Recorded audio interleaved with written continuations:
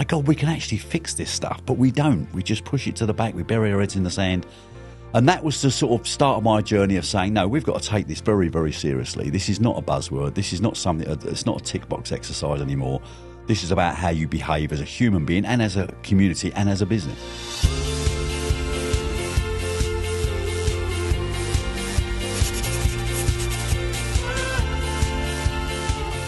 Hello and welcome to Doing the Opposite Business Disruptors, Conversations with Jeff Dewing. It's the podcast where we explore how leadership, culture and courage can transform business and life.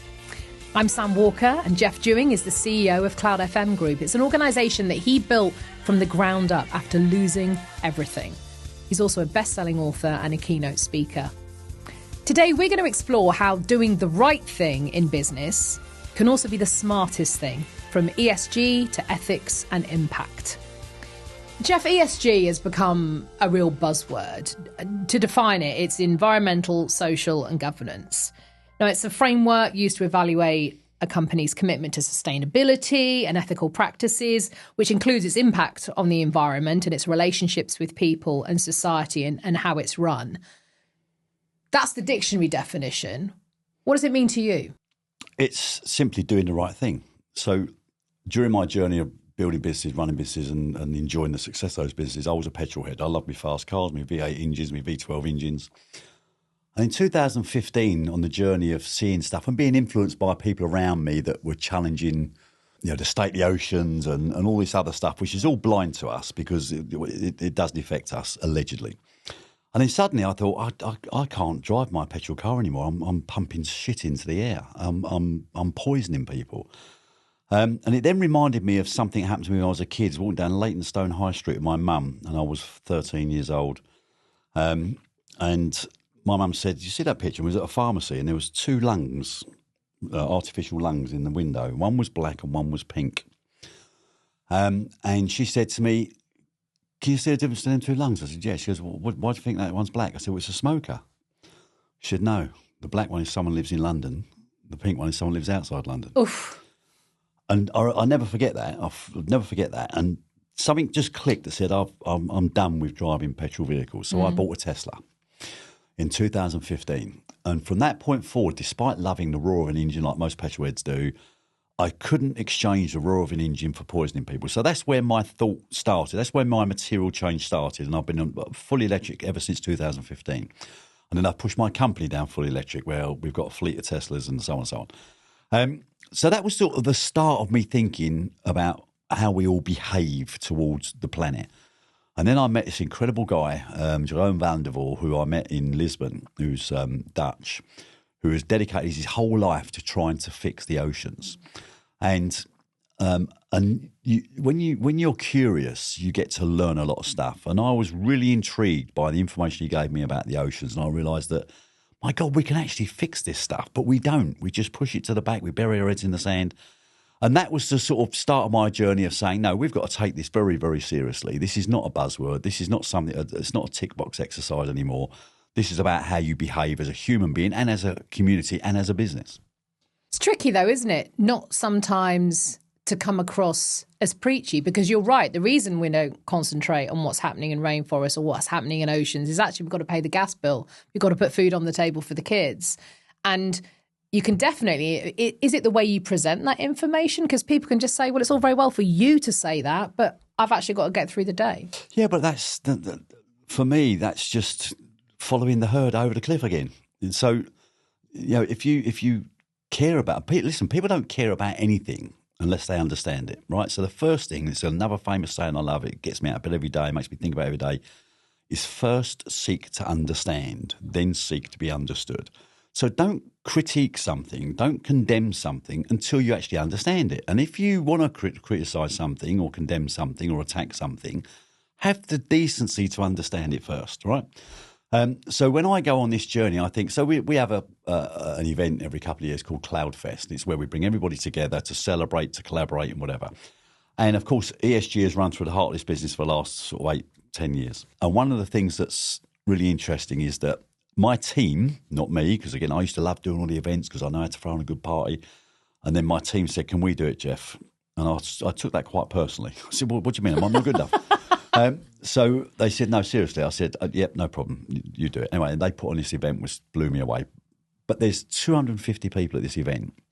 It's a festival type style. We've got sort of street food counters everywhere, all different types of food and drink and God knows what.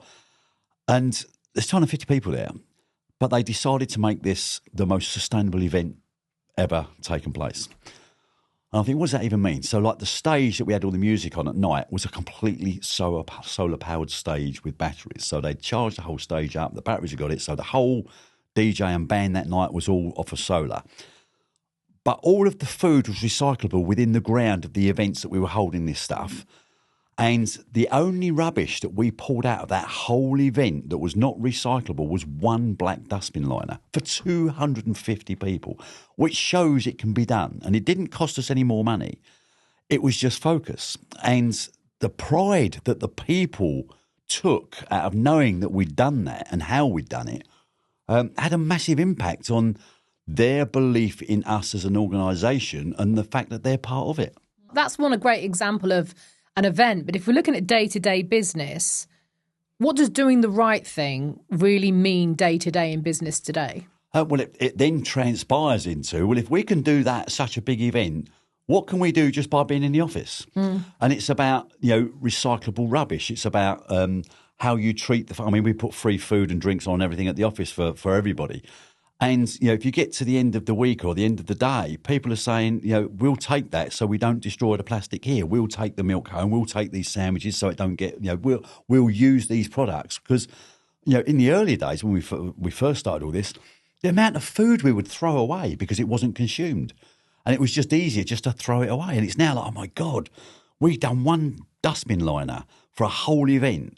Why have I got more than one dustbin liner for a day's activity in the office? It just focuses people's minds. And the amount of people, especially when you think about Gen Z, Gen Ys, millennials, these people care more about this stuff than we ever did as baby boomers, right? So suddenly they are really focused on it. They're saying, give me the ammunition, I'll do it.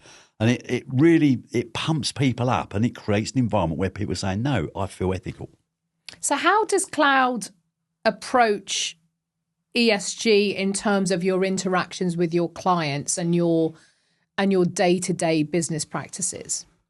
Well, it all starts off with what you can't manage, or what you can't measure, you can't manage. So the first thing you got to do is say, well, what am I actually going to achieve? What's the goals? We're back to eating the elephant. What's the destination? How are we going to get there?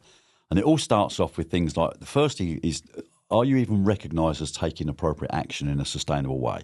So there's a thing that we're part of. We secured an EcoVadis silver award for how we behave, in an ESG environment. And then on top of that, you have what's called a science-based targets, where you declare to the STBI that says, this is what I want to achieve by this day. And what's an STBI? It's basically to do with how you measure your performance in an environment, in a social, in a governance. So it's science-based targets, basically. It's saying, rather than fluff, let's do some real measurements against which you can be held accountable. And for people that understand ESG, you've got things like Scope 1, Scope 2, Scope 3. Scope 1 is, what can you do in your building that you're directly affected by? You can buy green energy, for example, which helps towards your Scope 1. And Scope 2 is the stuff you procure, the stuff you buy, everything that's in your direct control, which you can have an influence over. Scope 3 is the challenging one. Because Scope 3 is what all of your suppliers are doing that you haven't got direct control over. So how do you influence what your suppliers are doing to get your Scope 3 down? And Scope 3 is the most challenging for everybody. How do you get your suppliers to use electric vehicles? How do you get your suppliers to use a lot more renewables? And more importantly, how do you report that, and how do they report it to you? So when you have laser focus that says, I've got to get these numbers down year on year on year, you create a focus. And if you're serious about it, you've got to have a team or a group of people that are accountable for making those things happen. And then before you know where you are, 3 years down the line, you go, well, that's where we were. Look at where we are now. Look at the gap that we've just created as a result. Look at the CO2 we've saved over the last 3 years, in the thousands and hundreds of thousands of tons of CO2. And it's about partnering with people. So again, we've got things like the oceans, where we partner with a company called the Reef Company that are going to put in brand new reefs, because 50% of coral reefs are dead. And the coral reefs provide something like 70% of the oxygen for the planet. And yet we're killing all these coral reefs. Yeah. So they're doing stuff like putting coral reefs back, engineered coral reefs, which grow because everything is so much more potent in the sea, because it has to be because of the dilution. Everything that happens in the sea is 1,000 times more potent. So these reefs come alive in less than 6 months, and in less than a year are fully established. So why are we not doing this stuff? So it's about truly doing stuff. And when you do these things, it's amazing how many people in your organisation go, I want to be part of that. I want to be part of that. So all of it just gets stronger. It's like the snowball just gets bigger and bigger and bigger. Again, people might be listening and going, that sounds great. I've got a small business. I've got a board that say, yeah, but how's that actually going to increase profit and value for shareholders? It's too complex if you're in a smaller business. What do you say to that? It's complex when you're in a big business because you've got a million moving parts. It's very simple in small business because you just focus on the 2 or 3 things you want to do and you deliver them. And ESG is more than a buzzword now, because now legally you now have to report on your ESG results in your end of financial year performance. And of course, what's now happening because of ethical business, your clients are now asking not necessarily who are your directors and how much money did you make last year and are you sustainable? They're saying, what are you doing in ESG? That's the first question they're asking. What are you doing in governance? How governed are you? You know, what are you doing about anti-slavery? What are you doing about risk management? What are you doing about director behaviour? What are you doing about all these other things? It's all part of the governance process. What are you doing about anti-fraud? And all these are the things that they care about because they want to work with an ethical business that then means that they're hitting their ESG targets, that they're held accountable by their shareholders. Do you ever get pushback? No, we get commended because we, and I don't want this to sound wrong, but we tend to be ahead of the curve because we've already moved away from the herd. You know, so we've already focused on these things, and it was driven initially by me because of my need for, say, I've got to move away from petrol heads into electric. And therefore I'm saying, well, what else can I do? And the easiest way to overcome that is don't try to be all things to all men. Find somebody that is so passionate about this stuff that they will focus you in the right direction. And that's what we did when we employed Kat, who was crazy ESG and spectacularly good at it. And she just laser focused us. And the laser focus isn't about spending money. It's about where are you going to focus your attention? We'll do this bite, then this bite, then this bite, then this bite. And before you know where you are, we've got momentum and everybody else hasn't even yet started. So what value, you know, you've talked a lot about doing the right thing and feeling good that you're doing the right thing. Is there also a material value that all of this behaviour brings? Well, yes, I have to buy a lot less dustbin liners.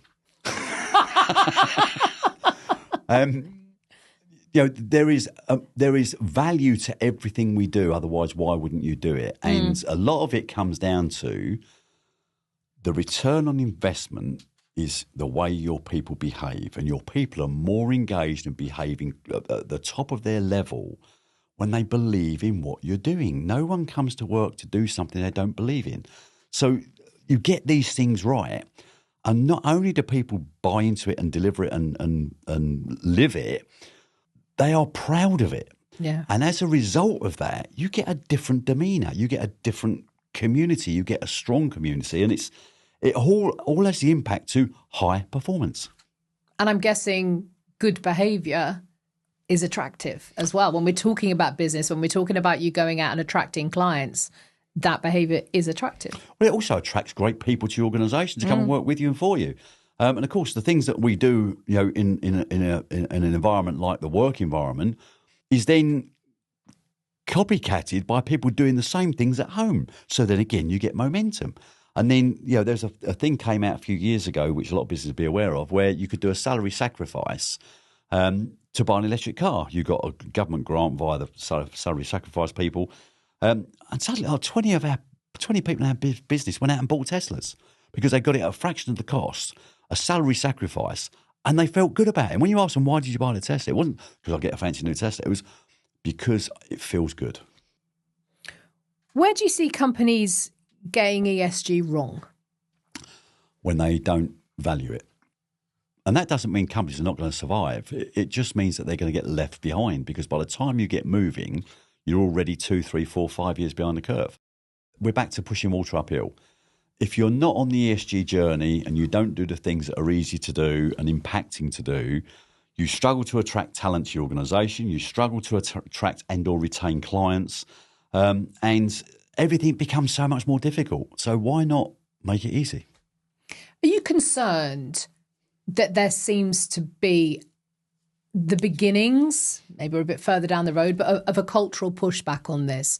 I'm thinking about in the United States, where there's an administration that is currently pushing back on what they're calling a woke agenda. There is an administration that doesn't, quote, believe in climate change. There are many very huge companies in the US who are now dialing back on their diversity and inclusion, for example. Does that concern you?